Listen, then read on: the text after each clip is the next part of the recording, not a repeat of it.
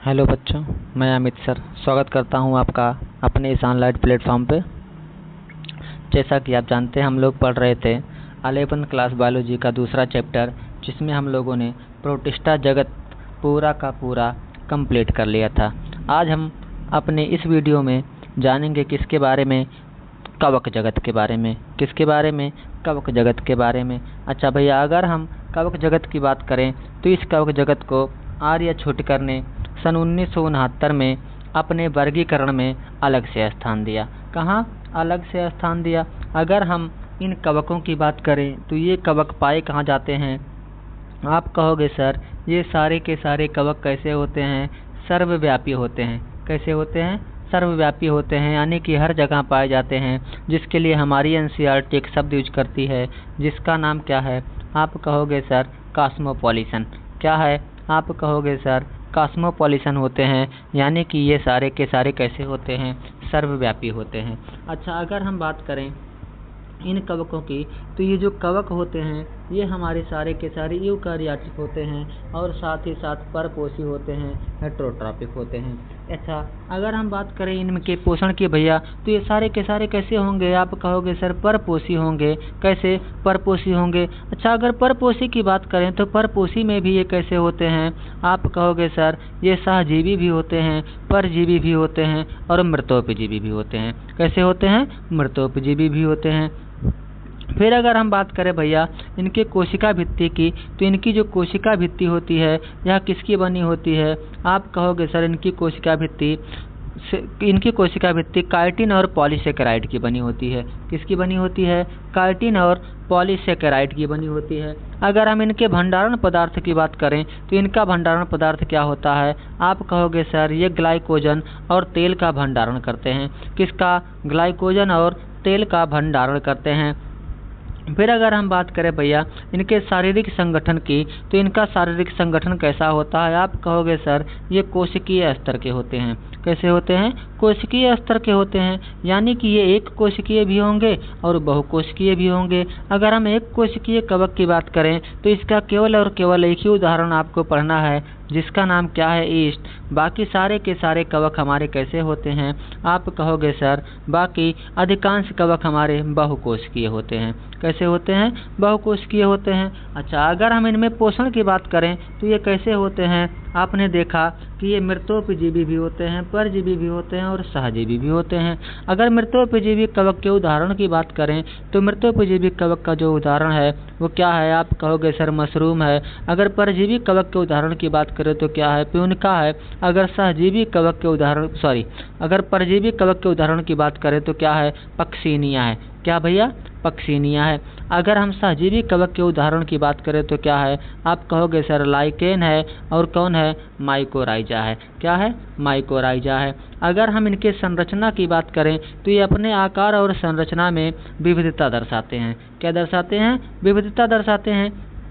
यानी कि अगर हम इनके शारीरिक संरचना की बात करें भैया, तो इनका शारीरिक संरचना सूक्ष्म हाइफे से मिलकर बना होता है, जिसे हम लोग क्या कहते हैं? आप कहोगे सर हाइफे कहते हैं। बाकी ये सारे के सारे हाइफे जब एक साथ आ जाते हैं तो एक साथ आकर के किसका निर्माण करते हैं? माइसीलियम का निर्माण करते हैं, जिसे हम लोग क्या कहते हैं? कवक जाल कहते हैं। अगर हम इनके कवक जाल की बात करें तो इनका कवक जाल भैया दो तरीके का होता है। कौन कौन? एक हमारे पास है सेप्टेड और दूसरा हमारे पास है जिसे कहा जाता है कोनियोसिटिक, यानी कि आसेप्टेड।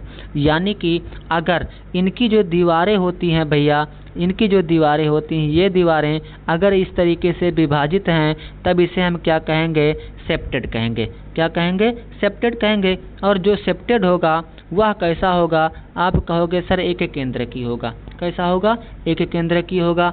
बाकी अगर हम बात करें जब ये सेप्टा हमारे पास नहीं होते और इसमें न्यूक्लियस ढेर सारे होते हैं, तब इसे हम लोग क्या कहते हैं? कोनियोसिटिक कहते हैं या आसेप्टेड कहते हैं। और ये जो आसेप्टेड होता है यह कैसा होता है? बहुकेंद्र की होता है। कैसा होता है? बहुकेंद्र की होता है। बाकी अगर हम इनमें प्रजनन की बात करें, जनन की बात करें, तो इनमें भैया अलैंगिक जनन भी पाया जाता है और लैंगिक जनन भी पाया जाता है। अच्छा सर, अलैंगिक जनन किसके द्वारा होता है? तो आप कहोगे सर कोनिडिया के द्वारा होता है। किसके द्वारा? कोनिडिया के द्वारा होता है और स्पोरेंजियोस्पोर के द्वारा होता है और किसके द्वारा होता है, जूस्पोर के द्वारा होता है। अगर हम कोनिडिया की बात करें भैया तो ये कोनिडिया एक्सोजीनियस स्ट्रक्चर होती है, बहिर्जनित संरचना होती है। अगर हम स्पोरेंजियोस्पोर की बात करें तो ये अंतःजनित संरचना होती है। कैसी होती है, अंतःजनित संरचना होती है। और अगर हम जूस्पोर की बात करें तो इसे हम लोग क्या कहते हैं, चल बीजाणु कहते हैं। क्या कहते हैं भैया, चल बीजाणु कहते हैं। फिर अगर हम इनमें लैंगिक जनन की बात करें तो इनमें लैंगिक जनन में कई सारी अवस्थाएं देखी जाती हैं, जिसमें पहली अवस्था हमारी क्या होती है, प्लाज्मोगैमी। क्या होती है, प्लाज्मोगैमी। अच्छा, अगर हम प्लाज्मोगैमी की बात करें भैया तो एक हमारा नर युग्मक होगा, एक क्या होगा, आप कहोगे सर मादा युग्मक होगा। जब दोनों का संलयन होगा और संलयन की क्रिया में जब दोनों का साइटोप्लाज्म एक हो जाएगा, यानी कि एक ही साइटोप्लाज्म में दो न्यूक्लियस होंगे, तो यह अवस्था हमारी क्या कहलाएगी, आप कहोगे सर प्लाज्मोगैमी कहलाएगी। क्या कहलाएगी, प्लाज्मोगैमी कहलाएगी।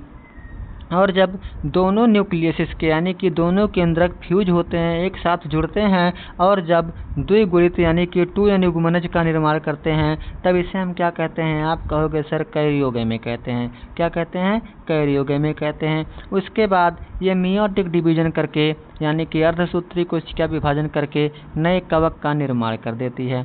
अगर हम बात करें भैया कवकों के वर्गीकरण की, तो कवक जो होते हैं इन्हें 4 वर्गों में विभाजित किया गया है। कितने वर्गों में, आप कहोगे सर इन्हें 4 वर्गों में विभाजित किया गया है।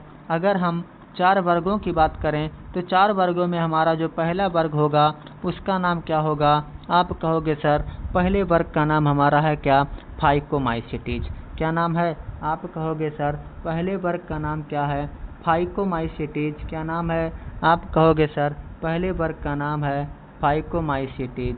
अच्छा भैया, अगर हम इस फाइकोमाइसीटीज वर्ग के कवक की बात करेंगे तो ये जो फाइकोमाइसीटीज वर्ग का कवक होता है, ये कवक सर पाया कहाँ जाता है, आप कहोगे सर सारे के सारे कवक कैसे होते हैं, सर्वव्यापी होते हैं। कैसे होते हैं, सर्वव्यापी होते हैं। अच्छा, तो ये भी हर जगह पाया जाता होगा, बिल्कुल पाया जाता है भैया। अच्छा, अगर हम इसके कोशिका भित्ति की बात करें तो इसकी कोशिका भित्ति कैसी होती है, आप कहोगे सर इसकी कोशिका भित्ति सेप्टेड होती है। कैसी होती है, सेप्टेड होती है। यानी कि कैसी होगी, आप कहोगे सर एक केंद्र की होगी। कैसी होगी, एक केंद्र की होगी। और साथ ही साथ यह कैसी होती है, शाखित होती है, यानी कि कई सारी शाखाओं में क्या होती है, बटी होती है। क्या होती है भैया, कई सारी शाखाओं में बटी होती है। अच्छा, अगर हम बात करें भैया तो इनमें लैंगिक जनन के लिए, किसके लिए, लैंगिक जनन के लिए 3 प्रकार के युग्मकों का निर्माण होता है। किसका किसका, आप कहोगे सर एक हमारे पास होते हैं समयुग्मकी। कौन होते हैं, समयुग्मकी। एक हमारे पास कौन होते हैं, असमयुग्मकी। एक हमारे पास क्या होते हैं, विषमयुग्मकी। जिससे आपने क्या पढ़ा है, आइसोगैमस पढ़ा है, और क्या पढ़ा है, एनाइसोगैमस पढ़ा है, और क्या पढ़ा है, ऊगैमस पढ़ा है। क्या पढ़ा है, ऊगैमस पढ़ा है।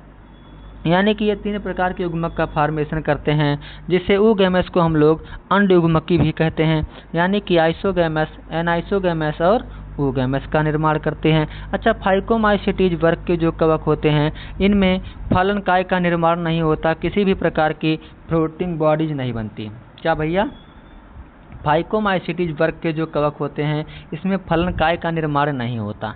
ठीक बात। इसके बाद अगर हम बात करें इसमें जो बीजाणु भैया, बीजाणु इसमें 2 प्रकार के बनते हैं। कौन कौन, आप कहोगे सर एक बनता है जूस्पोर। क्या बनता है, जूस्पोर, जिसे क्या कहा जाता है, चल बीजाणु कहा जाता है। और एक बनता है क्या, एप्लेनोस्पोर। क्या बनता है, एप्लेनोस्पोर, जिसे क्या कहा जाता है, आप कहोगे सर इसे क्या कहा जाता है, अचल बीजाणु कहा जाता है। क्या कहा जाता है, अचल बीजाणु कहा जाता है। अगर हम बात करें भैया इस वर्ग के कवकों को, किस फाइकोमाइसीटीज वर्ग के कवकों की अगर हम बात करें तो फाइकोमाइसीटीज वर्ग के कवकों को किस नाम से जाना जाता है, आप कहोगे सर इन्हें ब्रेड मोल्ड भी कहा जाता है। क्या कहा जाता है, आप कहोगे सर इन्हें क्या कहा जाता है, ब्रेड मोल्ड भी कहा जाता है। यानी कि ब्रेड मोल्ड भैया किस वर्ग के कवकों को कहा जाता है, तो आप कहोगे सर फाइकोमाइसीटीज वर्ग के कवकों का कहा जाता है। अच्छा, अगर हम इनके उदाहरण की बात करें, इनके एग्जाम्पल की बात करें तो इनका एग्जाम्पल हमारे पास क्या होते हैं, आप कहोगे सर फाइकोमाइसीटीज वर्ग का प्रमुख उदाहरण हमारे पास एक कौन है, राइजोपस है। क्या भैया, राइजोपस है। दूसरे की बात करें तो एक हमारे पास क्या होता है, आप कहोगे सर इसका नाम क्या है, म्यूकर है। क्या है भैया, आप कहोगे सर राइजोपस के साथ साथ हमारे पास क्या आता है, म्यूकर आता है। म्यूकर के बाद अगर बात करें तो एक कवक हमारे पास होता है जिसका नाम है फाइटोपथेरा। क्या नाम है, आप कहोगे सर फाइटोपथेरा। और एक कवक हमारे पास है जिसका नाम क्या है, आप कहोगे सर एल्ब्यूगो है। कौन है, एल्ब्यूगो है। यानी कि फाइकोमाइसीटीज वर्ग के कितने एग्जाम्पल हमें पता चले, आप कहोगे सर 4 एग्जाम्पल पता चले। कौन कौन से भैया, आप कहोगे सर हमें पता चला राइजोपस, हमें पता चला म्यूकर, हमें पता चला फाइटोपथेरा, और क्या पता चला, आप कहोगे सर एल्ब्यूगो पता चला। क्या पता चला, एल्ब्यूगो पता चला। अच्छा, उसके बाद बात करें तो हमारा जो दूसरा वर्ग है उसका नाम क्या है, आप कहोगे सर हमारे दूसरे वर्ग का नाम क्या है, एस्कोमाइसीटीज। क्या नाम है, एस्कोमाइसीटीज। अगर हम एस्कोमाइसीटीज की बात करें तो इसका भी कवक जाल कैसा होता है, आप कहोगे सर सेप्टेड होता है। कैसा होता है भैया, आप कहोगे सर इसका भी कवक जाल कैसा होता है, सेप्टेड होता है। और इसका जो शरीर होता है वह थैलस के आकार का होता है। किस आकार के, आप कहोगे सर थैलस के आकार का होता है, इसलिए हम इसे क्या कहते हैं, थैलस कवक भी कहते हैं। क्या कहते हैं, थैलस कवक भी कहते हैं। अगर हम बात करें जो हमारा एस्कोमाइसीटीज होता है भैया, इस वर्ग के जो कवक होते हैं वह एक कोशिकीय भी होते हैं और बहुकोशिकीय भी होते हैं। और एक कोशिकीय कवक का उदाहरण क्या है, आप कहोगे सर ईस्ट है। यानी कि ईस्ट को किस वर्ग में रखा गया है, आप कहोगे सर ईस्ट को रखा गया है कहाँ, एस्कोमाइसीटीज वर्ग में। कहाँ, एस्कोमाइसीटीज वर्ग में। अच्छा भैया, अब अगर हम बात करें इस एस्कोमाइसीटीज में तो कभी कभी इसमें फ्रूटिंग बॉडीज भी बनती हैं। यानी कि इसमें क्या बनता है, आप कहोगे सर फलनकाय बनता है। क्या बनता है, फलनकाय बनता है। और इसके फलनकाय को क्या कहा जाता है, हम कहेंगे भैया इसके फलनकाय को एस्कस कहा जाता है। क्या कहा जाता है, एस्कस कहा जाता है। और इस एस्कस में बीजाणु का निर्माण होता है जिसे क्या कहा जाता है, एस्कोस्पोर कहा जाता है। क्या कहा जाता है भैया, आप कहोगे सर एस्कोस्पोर कहा जाता है। उसके बाद अगर हम बात करें इस वर्ग के कवकों का जो प्रमुख उदाहरण होता है, प्रमुख उदाहरण क्या है, आप कहोगे सर एक कवक है जिसका नाम है एस्परजिलस, जिसे हम क्या कहते हैं, मशरूम कहते हैं। क्या कहते हैं भैया, आप कहोगे सर मशरूम कहते हैं। अगर दूसरे एग्जाम्पल की बात करें तो दूसरा एग्जाम्पल हमारा क्या है, हमारा भैया एक एग्जाम्पल है जिसका नाम है न्यूरोस्पोरा। क्या नाम है, आप कहोगे सर न्यूरोस्पोरा। और तीसरे एग्जाम्पल की बात करें तो क्या है, एक कवक और है भैया जिसका नाम है क्लेविसेप्स। क्या नाम है, क्लेविसेप्स। अच्छा, अगर हम एस्कोमाइसीटीज वर्ग के कवकों के उदाहरण की बात करें तो क्या क्या हो गया, आप कहोगे सर एस्परजिलस हो गया, न्यूरोस्पोरा हो गया, और क्या हो गया, क्लेविसेप्स हो गया। क्या हो गया, क्लेविसेप्स हो गया। इसके बाद भैया अगर हम अगले अपने वर्ग की बात करें तो हमारा अगला वर्ग क्या होगा, आप कहोगे सर हमारे अगले वर्ग का नाम क्या है, बेसिडोमाइसीटीज है। क्या नाम है भैया, बेसिडोमाइसीटीज है। अगर हम बेसिडोमाइसीटीज की बात करें तो इसे क्या कहा जाता है, आप कहोगे सर इसे क्लब फंगी कहा जाता है। क्या कहा जाता है भैया, क्लब फंगी कहा जाता है। अच्छा, अगर हम बात करें तो इस वर्ग के कवक की जो कोशिका भित्ति होती है वह आसेप्टेड होती है, या जिसे हम कोनियोसिटिक कहते हैं। कैसी होती है, आप कहोगे सर आसेप्टेड होती है। अब अगर आसेप्टेड होगी तो कैसी होगी, आप कहोगे सर बहुकेंद्रकी होगी। यानी कि इसमें केंद्रक की संख्या कितनी होगी, आप कहोगे सर 1 से ज़्यादा होगी। कितनी होगी, आप कहोगे सर 1 से ज़्यादा होगी। अच्छा भैया, अगर हम बात करें तो इसमें जननांगों का अभाव होता है। क्या, यानी कि इसमें क्या नहीं पाए जाते, आप कहोगे सर जो लैंगिक अंग होते हैं, क्या लैंगिक अंग इनमें नहीं पाए जाते, इसलिए इनमें लैंगिक जनन नहीं होता। क्या नहीं होता, लैंगिक जनन नहीं होता। अगर हम बात करें इस वर्ग के कवक की, अगर हम बात करें इस वर्ग के कवक की तो इसे क्या कहा जाता है, आप कहोगे सर क्लब फंगी कहा जाता है। इसे क्या कहा जाता है, आप कहोगे सर इसे ब्रैक्ट फंगी कहा जाता है। अगर हम भैया इनके उदाहरण की बात करें तो इनका उदाहरण हमारे पास क्या होता है, आप कहोगे सर एक उदाहरण इसका क्या है, पक्सिनिया है। क्या है, आप कहोगे सर पक्सिनिया है। और दूसरे उदाहरण की बात करें तो एक उदाहरण हमारे पास क्या होता है, आप कहोगे सर अस्टिलेगो होता है। क्या होता है? अस्टिलेगो होता है। अगर तीसरे उदाहरण की बात करें तो एक उदाहरण हमारा क्या है, एगरिकस है। क्या भैया? आप कहोगे सर एगरिकस है। यानी कि अगर हम इस वर्ग के उदाहरण की बात करें तो पक्सिनिया हो गया, अस्टिलेगो हो गया और क्या हो गया, आप कहोगे सर एगरिकस हो गया। उसके बाद अगर हम अपने अगले वर्ग की बात करें तो हमारा अगला वर्ग क्या है, आप कहोगे सर ड्यूटेरोमाइसीटीज है। क्या है? ड्यूटेरोमाइसीटीज है। अगर हम ड्यूटेरोमाइसीटीज की बात करें तो इस वर्ग के भी जो कवक जाल होते हैं भैया, या कैसे होते हैं, सेप्टेड होते हैं। कैसे होते हैं? सेप्टेड होते हैं। और कैसे होते हैं, शाखित होते हैं। यानी कि ये कैसे होंगे, आप कहोगे सर एक केंद्र की होंगे। कैसे होंगे? एक केंद्र की होंगे। अगर हम बात करें इस वर्ग के कवकों में तो इस वर्ग के कवकों में भी लैंगिक जनन का अभाव होता है, यानी कि इनमें लैंगिक जनन नहीं पाया जाता। क्या भैया? इनमें लैंगिक जनन अभी तक नहीं पाया जाता। अगर लैंगिक जनन इसे मिल गया तो इसे दूसरे वर्ग में ट्रांसफर कर दिया जाता है। अगर हम बात करें इन कवकों का जो प्रमुख कार्य होता है, ये क्या करते हैं, आप कहोगे सर इनका प्रमुख कार्य होता है खनिज पुनर्चक्रण करना। क्या करना? आप कहोगे सर इस वर्ग के कवक क्या करते हैं, खनिज पुनर्चक्रण करते हैं। अच्छा, उसके बाद अगर हम बात करें इनके प्रमुख उदाहरण की तो इनका प्रमुख उदाहरण क्या होता है, आप कहोगे सर इसका प्रमुख उदाहरण हमारे पास है अल्टरनेरिया है। कौन है? अल्टरनेरिया है। कोलाइकोट्राइकम है, ट्राइकोडर्मा है तथा सर्कोस्पोरा है। क्या है? अल्टरनेरिया है, कोलाइकोट्राइकम है और क्या है, ट्राइकोडर्मा है तथा सर्कोस्पोरा इत्यादि इसके प्रमुख उदाहरण हैं। क्या भैया? इसके प्रमुख उदाहरण हैं। अच्छा, चलिए आप लोगों ने अभी तक बहुत अच्छे से पढ़ा, चीज़ों को समझा। आशा है कि आपको बातें समझ में आई होंगी। अगर चीज़ें एक बार में समझ में ना आए तो आप लोग वीडियो को 2 बार 3 बार ज़रूर देखिएगा। इससे निश्चित रूप से आपको फ़ायदा मिलेगा। अगर क्लास अच्छी लगी हो तो वीडियो को लाइक करना, चैनल को सब्सक्राइब करना, दोस्तों के पास शेयर करना और हाँ, अपनी राय कमेंट बॉक्स में ज़रूर लिखना।